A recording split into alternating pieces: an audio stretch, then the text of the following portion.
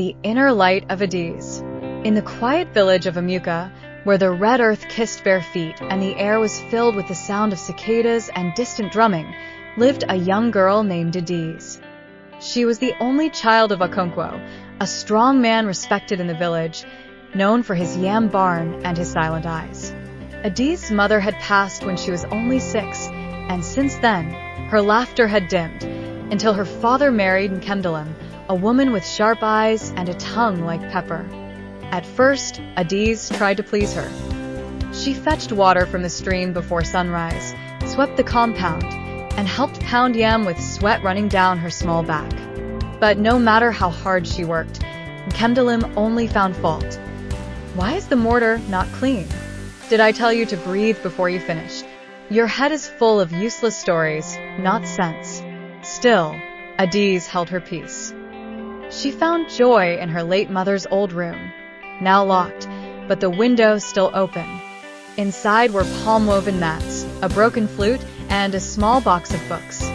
Each night, she would sit outside the window, lean her back on the mud wall, and read aloud by moonlight.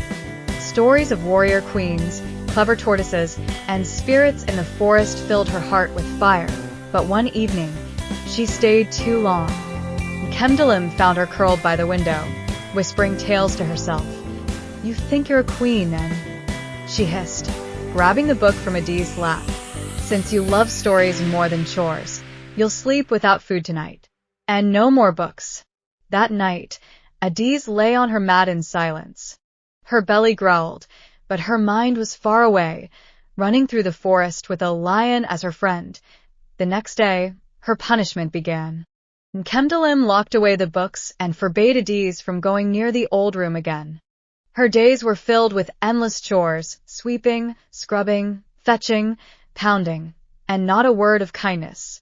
But Adezee remembered the words of her grandmother, Mma Nukuyu, who used to say, "A seed planted in darkness still knows how to grow toward the sun." One day, a heavy rain came, the roof leaked, and the hidden stories fell to the ground. Nkemdalim found them. Soaked but readable, she read them. At first with fury, then with confusion, and finally with silence.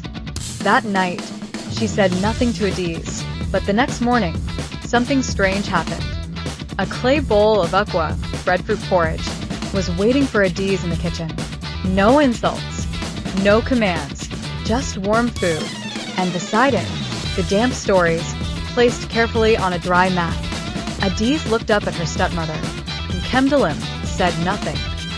But her eyes, once sharp, now looked away, as if unsure of something inside her. Adezee took her stories, her porridge, and smiled. She knew her voice had found power, not through shouting, not through anger, but through the quiet fire of imagination and the belief that, even in silence, she could still sing.